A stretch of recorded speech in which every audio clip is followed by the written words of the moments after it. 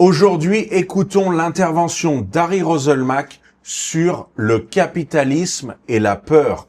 Et tu vas voir que la peur est liée au capitalisme et inversement. Allez, on écoute Harry. Il y a un boxeur là, il a fait que gagner, il a 0 défaite. Et il a annoncé du coup, c'est bon, j'arrête ma carrière. Et il est invité dans un podcast et le gars lui dit, mais qu'est-ce qui pourrait te faire revenir? Parce que pour moi, tout être humain, tout a un prix. Si on te propose 80 millions, 100 millions, tu reviendrais? Et lui, il dit non, franchement, je reviendrai pas parce que voilà, je pense avoir fait ce que j'ai fait. C'est pas 100 millions qui me ferait revenir. Et le présentateur lui dit, mais moi, et il lui dit, c'est pas 80 millions qui me ferait, c'est pas 100 millions pardon qui me ferait revenir parce que j'aurais l'impression de vendre mon âme. Et le présentateur lui dit, ben moi, pour 100 millions, je vends mon âme. Hein. Et il lui dit, ben tu vois, ça c'est toi. Tu vois, ça dénote de qui tu es. Et il lui dit ça comme ça. Et ça a été repris. Il a fait des millions et des millions de vues, tu vois. Mais c'est très révélateur ce qu'il explique avec ce boxeur et ce journaliste, puisque comme ce journaliste, beaucoup de gens pensent que tout le monde a un prix. Énormément de personnes pensent que tout le monde serait prêt à vendre leur âme pour 100 millions, voire parfois pour beaucoup moins. Et honnêtement, c'est compréhensible, puisque c'est monnaie courante dans le monde dans lequel on vit. Mais ça ne veut pas dire que tout le monde est prêt à vendre son âme pour une certaine somme d'argent. Et il y a des gens qui ont un honneur et des convictions. Et ça vaut plus que de l'argent, quelle que soit la somme. La réalité, c'est que dans un monde qui récompense principalement uniquement le profit, même l'humain est capable de dire et d'assumer le fait de vendre son âme pour 100 millions de dollars, tu vois. Est-ce que c'est pas ce qui provoque aussi ce déséquilibre finalement? Oui, complètement d'accord avec ça. J'irais même un peu plus loin en disant que la matrice, qui est la matrice d'ailleurs du capitalisme, l'une des matrices du capitalisme, mais la matrice qui rend ce monde désordonné, c'est la peur. C'est la peur. L'idée que le manque... Très bonne réflexion ici. Ce qui rend le monde désordonné, c'est la peur. Et à partir du moment où on voit les choses comme ça, eh bien, on change sa perspective, ses perceptions par rapport à la vérité. Puisque beaucoup d'entre nous, on a tendance à se focaliser sur un système qui a été créé de toutes pièces par nous, les humains, en l'occurrence ici, le capitalisme, et on a tendance à tout mettre sur le dos de ce système. Mais en réalité, quand tu regardes et que tu prends les choses à la racine, tu te rends compte qu'effectivement, c'est la peur qui nous pousse à agir de manière déraisonnée, de manière extrême et tout ça. Et que la peur, elle est le cœur, c'est la chose fondamentale, c'est ce sur quoi il faut se pencher et non le système en tant que tel. Mais la matrice qui rend ce monde désordonné, c'est la peur. C'est la peur. L'idée que le manque nous guette ou guette nos proches, la peur de ne pas avoir suffisamment d'argent, d'amour, de reconnaissance. Cette peur-là, elle déséquilibre notre façon de concevoir la vie, les rapports avec les autres, et elle nous pousse à accumuler pour sécuriser. Alors c'est exactement ça aussi. En fait, la peur du manque, la peur de ne pas avoir ce qui pourrait nous combler, et c'est ce qui nous pousse au déséquilibre dans nos vies au lieu de l'harmonie.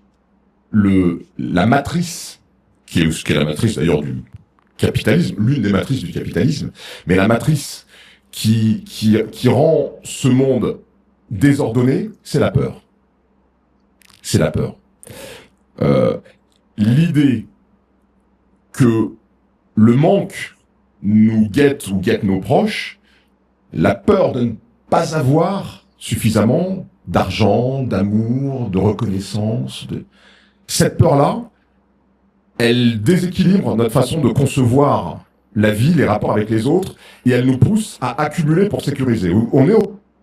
Et oui, puisqu'aussi, quand on est dans la peur, eh bien, on est dans l'anticipation, dans la projection négative, mais bien souvent, ce n'est pas la réalité. C'est-à-dire qu'on a tendance à penser qu'on va manquer ou qu'on pourrait être amené à manquer, et ce qui fait eh bien qu'on accumule trop et que du coup on annule eh bien l'harmonie, on annule l'équilibre que l'on doit normalement tous aller vers, parce que eh bien on a cette peur qui n'est pas basée sur de la rationalité et qui nous amène eh bien à faire les mauvais choix tout simplement et à posséder, accumuler plus que de raison.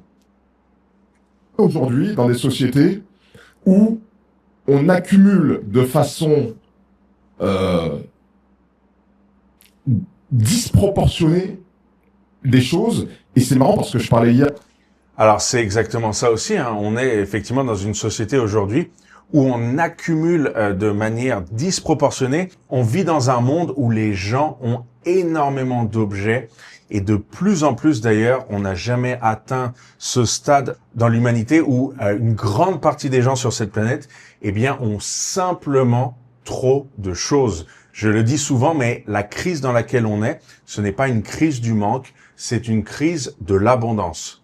Et c'est marrant parce que je parlais hier avec une consoeur de 7 à 8, avec une des reporters de 7 à 8, du fait que certaines personnes très riches, qui ont beaucoup d'argent, ne profitent pas vraiment de leur richesse parce qu'elles ont accumulé tellement de choses que leurs charges sont énormes. Des propriétés, des bateaux, des avions, des machins, mais il faut payer l'entretien. C'est-à-dire que tu peux être extrêmement riche et prisonnier de ta richesse. Parce que si jamais tu t'arrêtes, tu peux plus payer tout ce que tu as accumulé. Tout ça n'a pas de sens. C'est exactement ça. Il y a une citation qui dit que bien souvent, les objets, les possessions que l'on possède finissent par nous posséder. Et honnêtement, eh bien, moi, je suis complètement d'accord avec ça. C'est ça dans la majorité des cas. Les objets, les choses ne nous rendent pas libres, mais ils nous emprisonnent. Ils nous emprisonnent parce que, eh bien, avoir des objets, ça a un coût. Ça a un coût mental. C'est de l'entretien.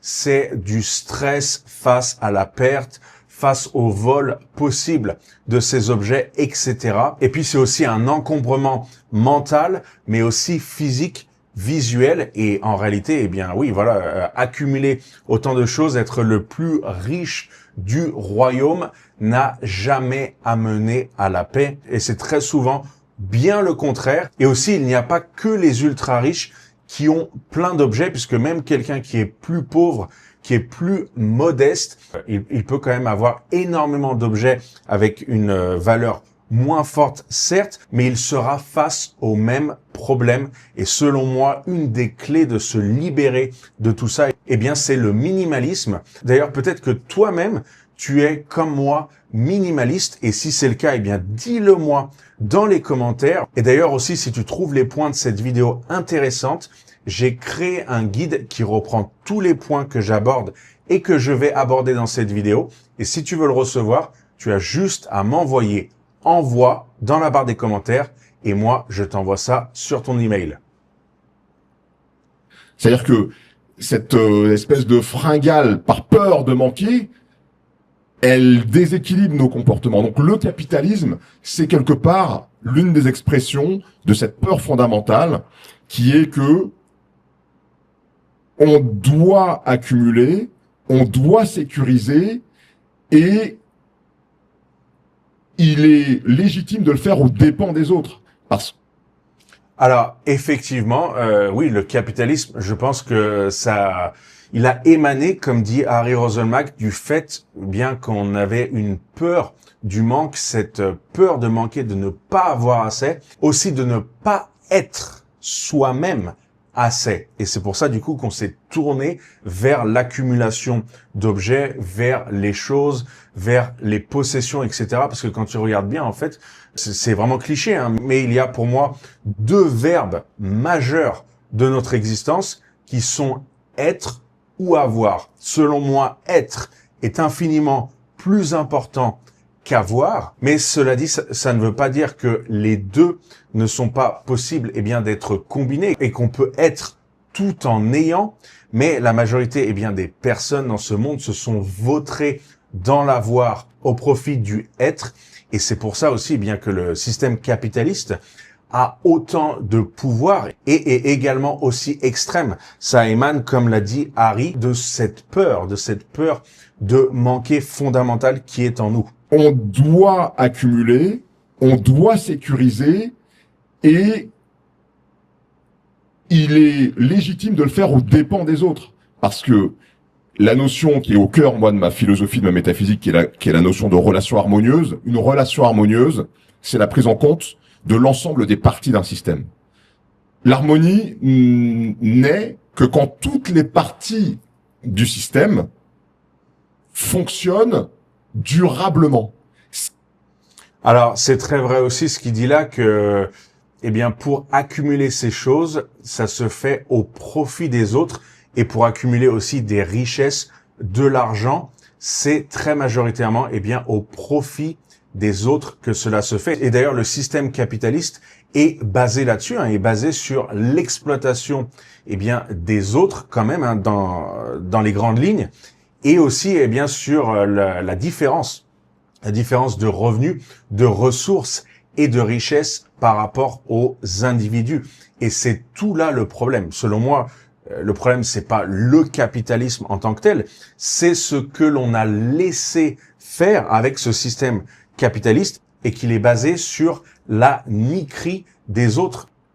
S'il y a une partie du système qui fonctionne bien, mais aux dépens d'une autre partie du système qui va finir par payer le bon fonctionnement de cette partie-là, c'est plus l'harmonie.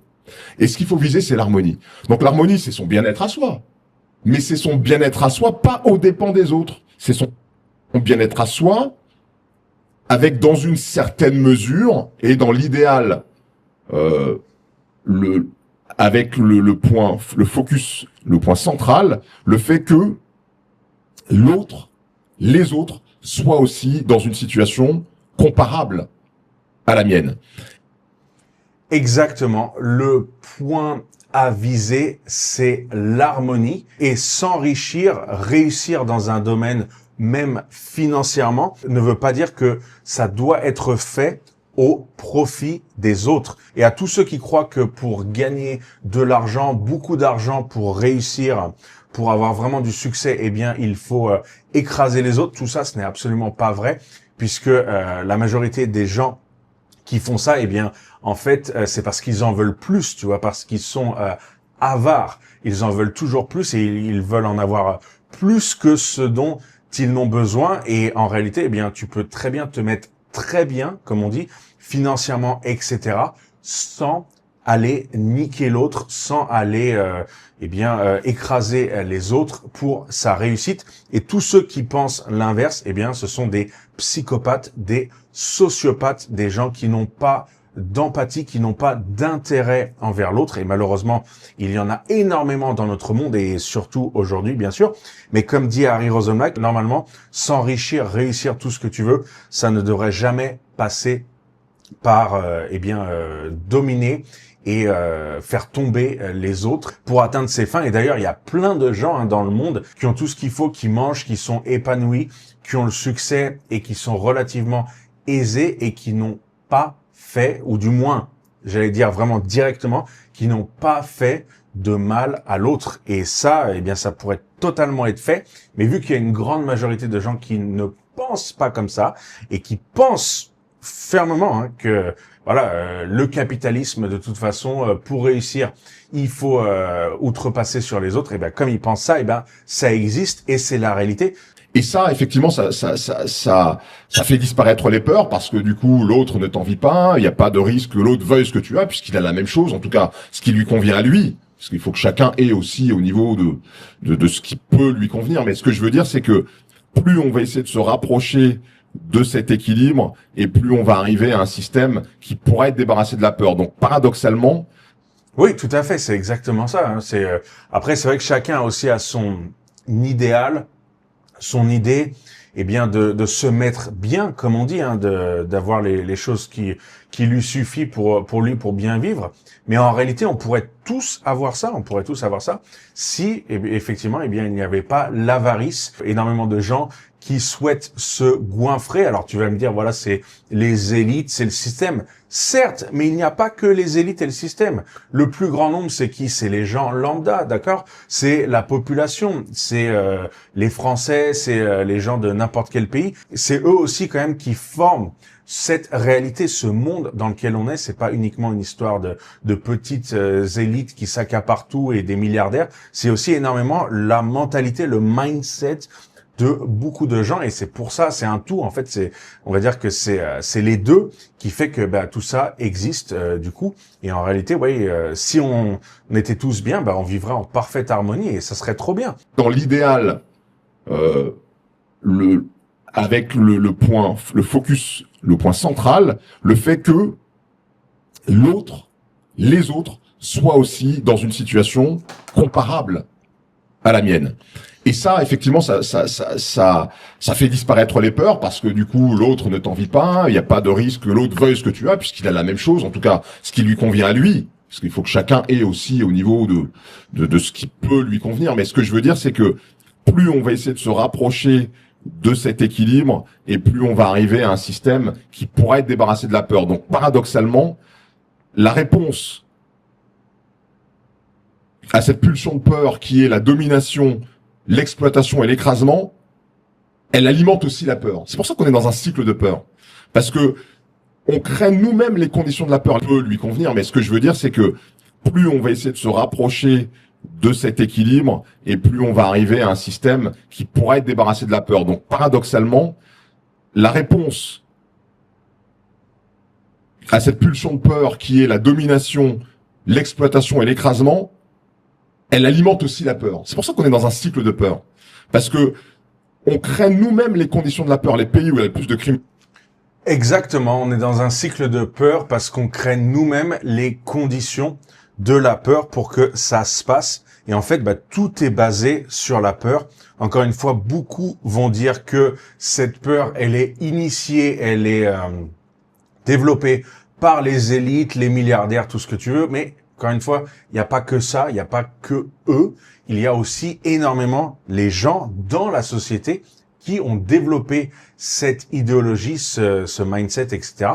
Et du coup, c'est pour ça que ça existe. Donc en fait, il faudrait casser ce cercle qui détruit tout, ce cercle de la peur, et réaliser, prendre conscience qu'en réalité, il y a peu, voire aucune peur à avoir dans cette vie, et tout simplement être léger. Dans les pays où il y a le plus de criminalité, c'est les pays où il y a des très très riches et des très très pauvres. Quand tout le monde est pauvre, il y a moins de criminalité puisque tout le monde est pauvre. Quand tout le monde est riche, il y a moins de criminalité puisque tout le monde est riche. Quand tout le monde a ce qu'il lui faut, il y a moins de criminalité. Quand vous avez des grands écarts, des très très riches et des très très pauvres, évidemment, celui qui est très très pauvre, il va vouloir aller chercher chez le très très riche.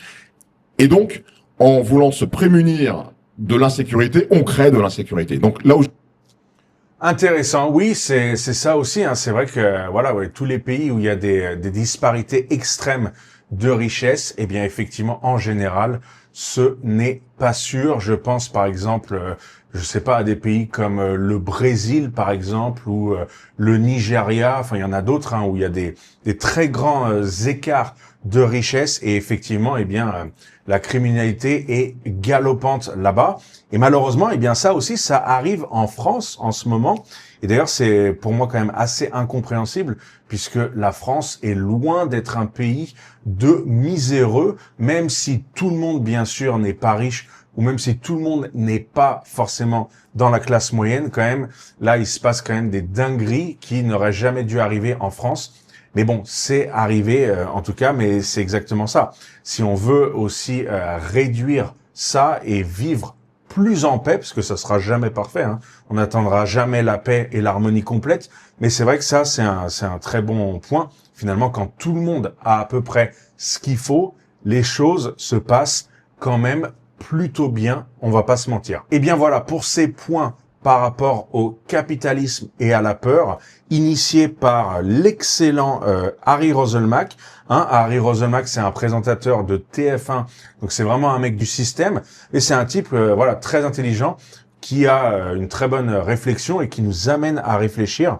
Donc ça fait plaisir. Alors malheureusement, c'est rarement sur TF1, sur ces grandes chaînes que ça se passe, mais c'est disponible sur Internet, donc voilà. Eh bien, en tout cas, si tu as aimé cette vidéo, n'hésite pas à mettre un like.